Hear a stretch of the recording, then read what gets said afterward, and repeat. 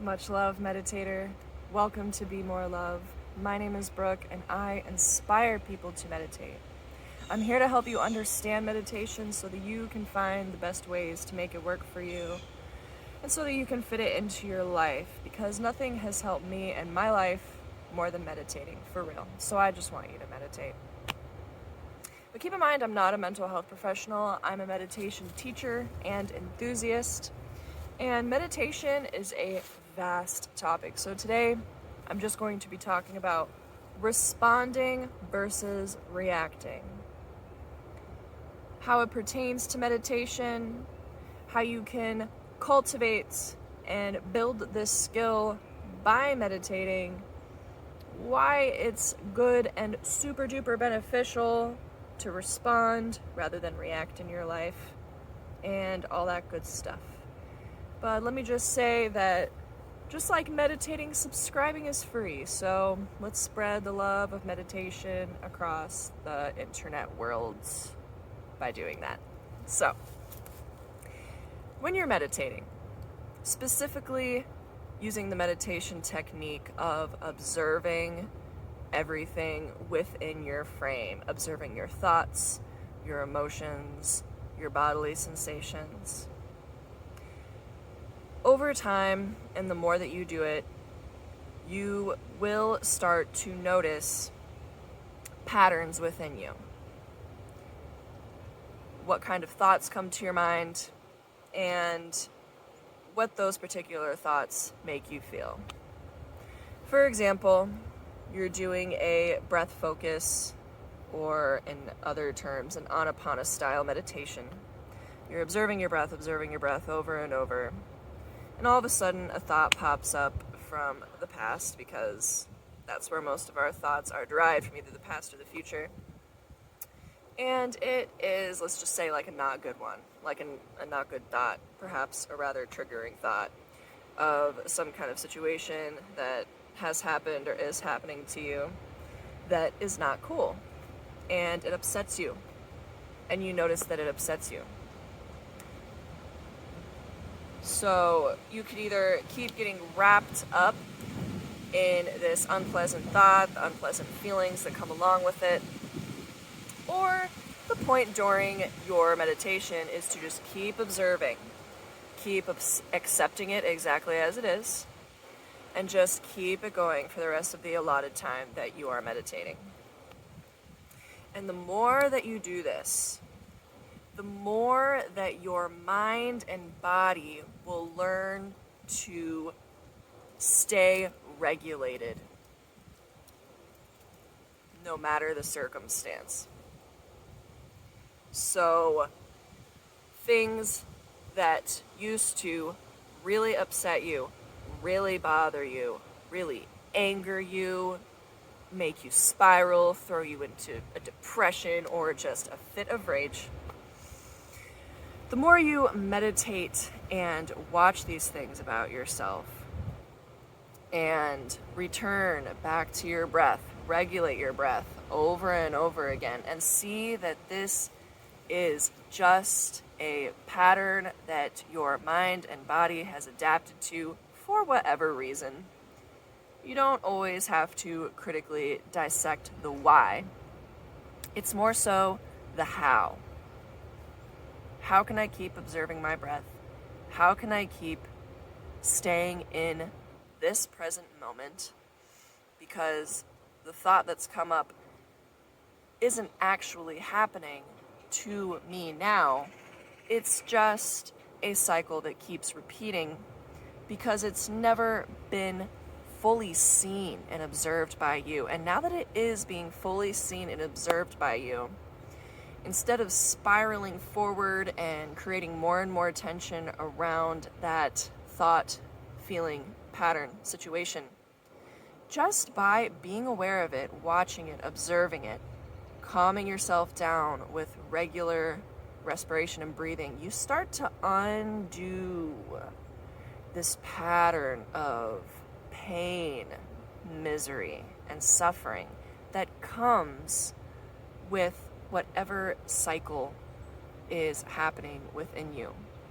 And in order to do so, You have to experience these feelings while you're meditating. You just have to face them and live through them and get through them, because they have never been fully experienced and witnessed. They've been pushed down before, because we all try to get away from pain. Like, it's okay.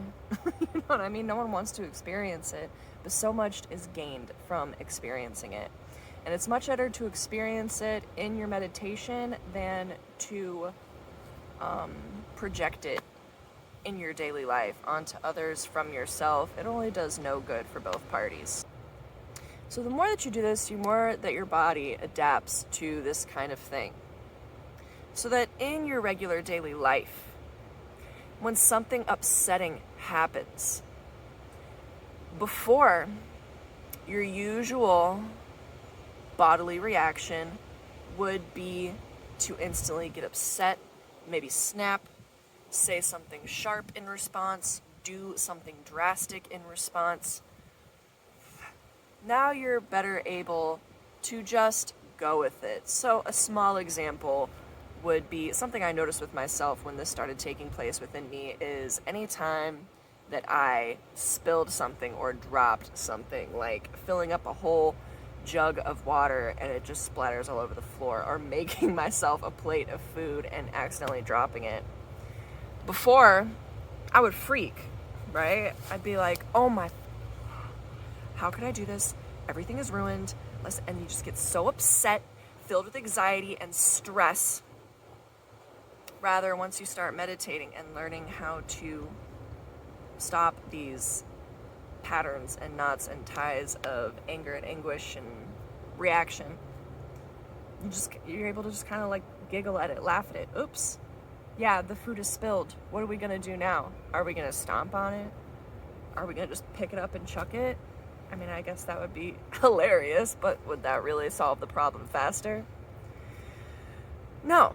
Instead, you see that your food is spilled, you accept that the food is spilled, and you take your time to clean it up. So instead, you see the situation that's happened. You accept that it's happened. And you go on with your life. You're able to emotionally regulate yourself with either stopping and taking a deep breath, or just accepting what has happened exactly as it is. And that example is a very small scale kind of example. This goes for everything in life. Say that on a much grander scale, and I don't even want to come up with a specific example, but just say that you are like going through a divorce, or, you know, problems with your boss at work. Like, you just got an email about how your performance was bad. You could either be like, I need to stand up for myself. I need to strike back. I need to say, no, this is wrong. You're wrong. This person's wrong. Everything's wrong. Blah, blah, blah. Instead, you stop, you breathe, you see how you feel, and it doesn't mean that right away you're just going to be calm about it. But instead, you watch how you're feeling in that moment right after such drastic thing has happened, and been like, okay, this is not cool, but how am I going to respond to the situation to improve it, to help it, rather than make it worse? This is where we prevent making mountains out of molehills, and it happens all the time. And it's okay. Like, everyone does it. Everyone has done it at some point in their lives. And it's just how the cycle of chaos continues. From getting super duper mad over what seems like big things, but in the grand scheme, they're actually small things, such as dropping your food all over the floor. So, once you have cultivated more this power, this tool of responding rather than reacting, the more you go along in your life, the more you'll notice that huge things that you either used to bother you, or you realize would probably once bother you a whole lot before you started having a meditation practice, you detach from the, how do I say this, like the drama of it, the chaos of it, the heavy, stressful feelings of it. You free yourself from the heavy stress of hard situations this way. It's good for you. It's great for you. It's great for other people. And at first, it's not easy. But meditating is going to make it easier and easier, especially with a regular meditation practice where you keep practicing it and your body and mind becomes more and more used to it. And as you go along, when you start to experience and face things in life that, we're all going to have good times, we're all going to have bad times, we're not just going to make bad times go away. Same with the good times, they go hand in hand. It'll be interesting once you have that hard situation come along and you are better able to handle it. You are able to respond rationally, thoughtfully, compassionately, because you've cultivated that compassion for yourself. It makes it easier to do so for others. And you might find it kind of odd. You're like, do I just not even care? You know what I mean? And you do and you don't. You care in the right ways about how you're handling hard situations now, rather than caring in the wrong ways. Let's take passive aggression, for example. Say you are dealing with a customer service person, either on the phone or, in person, and you can't get a refund, or your order's wrong. Many times we resort to just like having an attitude, you know what I mean? Saying a couple sharp, snarky things, acting like you're upset, so that person, that representative or, customer service person can see that you're upset. And with your passive aggression towards them, a part of you is hoping that they'll notice that you're upset and that they'll want to make you not upset. This is a very toxic and unhealthy thing to do, and I'm not perfect. I've done it plenty of times. But I've also have practiced doing the opposite and seen the better results that come. It's a ripple effect when you respond rather than react. And that's why it's super beneficial, because whether you end up getting what you want from said situation with the customer service representative or whoever by responding calmly rather than reacting harshly or passive aggressively, whether you get your desired outcome or not, you are building way better karma. You're sending out a way better ripple effect to others and the universe. And it's just going to bring you a better outcome at some point or another. Also, when you start behaving this way, of responding rather than reacting, you might notice that the hard or bad things that come and go into your life seem like way more substantial things than you would usually see or experience. And this is because you're more aware of them. You see them for what they are. You see the totality of it.